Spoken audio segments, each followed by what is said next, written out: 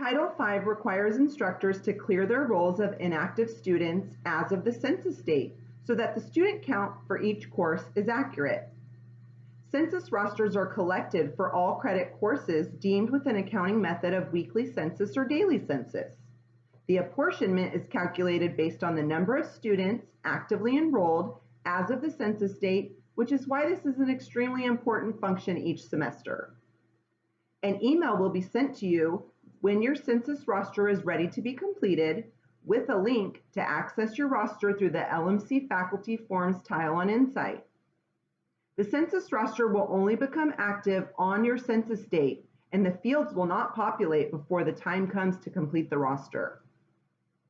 The census roster is a record of who attended on your census date. If the student did not attend on the census date, you will have the opportunity to have them dropped on a date before the census date.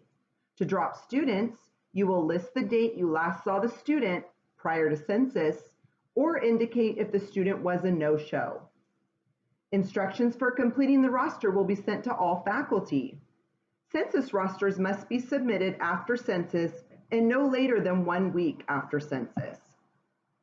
Some courses may be deemed positive attendance as the attendance accounting method. There is no census date for positive attendance courses, which means there is no census roster to complete.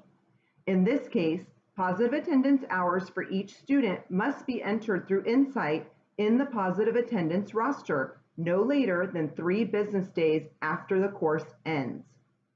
The positive attendance roster must also be signed, dated, and turned into the Admissions and Records Office. Additional inquiries regarding rosters may be directed to the Admissions and Records Office.